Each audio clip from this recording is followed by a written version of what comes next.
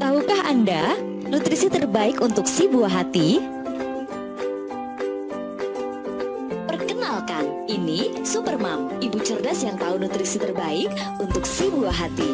Dan ini partnernya, Baby, bayi lucu yang sehat dan pintar. Mereka adalah pasangan ibu dan anak yang sadar akan pentingnya ASI eksklusif. Lalu, apa itu ASI eksklusif?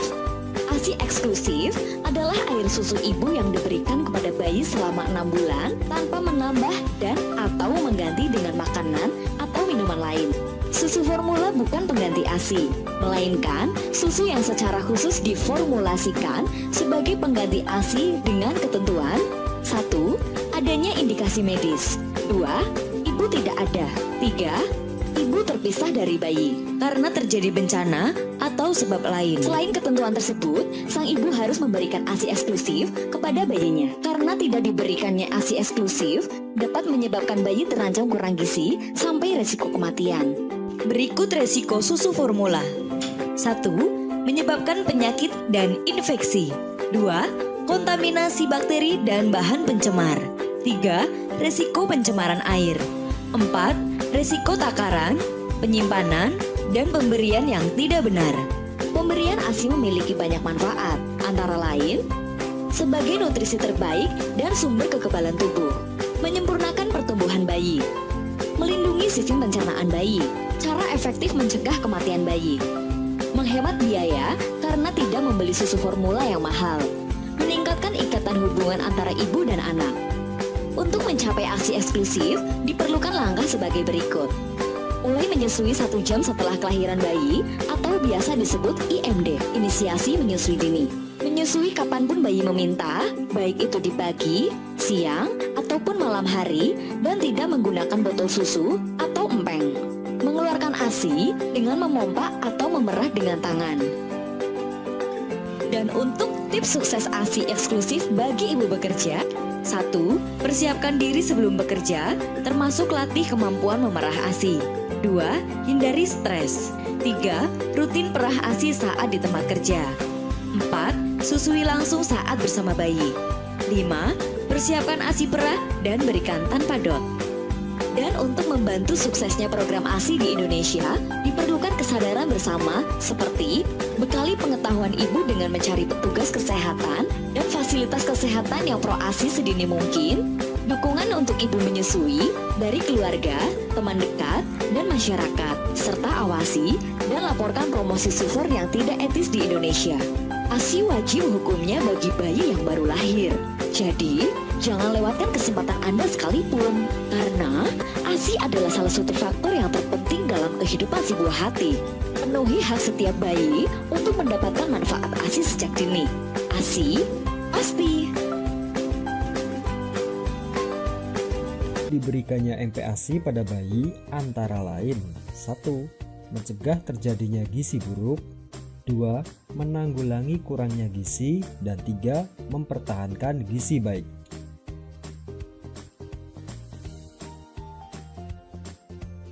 Pak, apa perbedaan yang terjadi pada anak jika diberi MPASI dan tidak diberi MPASI? Perbedaan pada anak jika diberikan MPASI yaitu gizinya tercukupi dan berat badan akan meningkat. Namun jika tidak, gizinya tidak mencukupi dan berat badan akan menurun. Berikut ini adalah tahapan pemberian makanan pendamping ASI berdasarkan usia.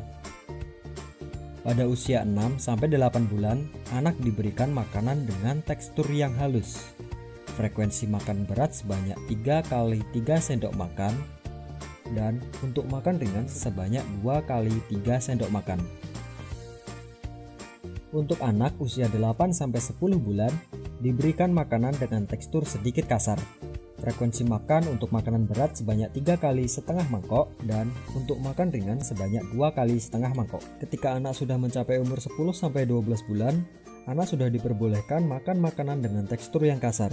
Frekuensi makan berat tetap sama, yaitu 3 kali setengah mangkok, dan untuk makan ringan 2 kali setengah mangkok.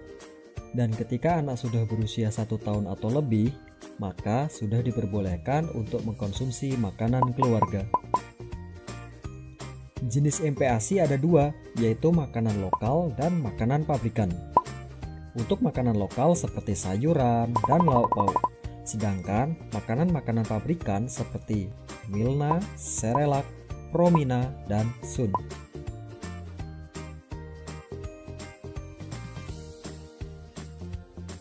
Bagaimana cara mengolah makanan lokal? Cara mengolah makanan lokal bisa dengan dikukus terlebih dahulu, kemudian dihaluskan dengan cara diulek atau di blender sesuai dengan selera ibu.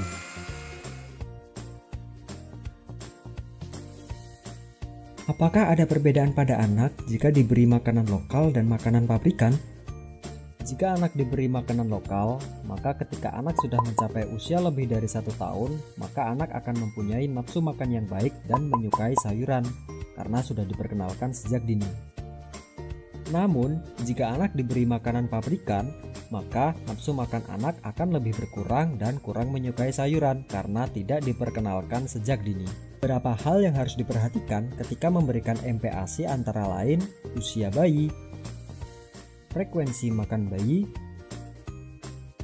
jenis makanan, tekstur makanan, variasi makanan, dan yang tidak kalah penting adalah kebersihan makanan.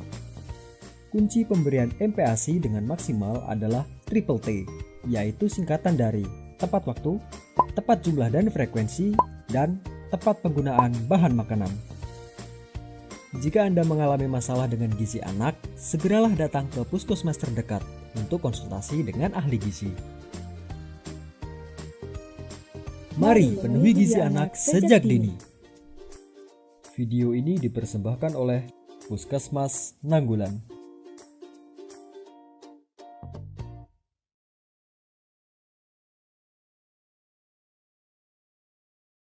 Selamat pagi. Tahukah Anda apa itu MPASI? MPASI adalah singkatan dari makanan pendamping air susu ibu. MPASI merupakan makanan peralihan dari ASI ke makanan keluarga.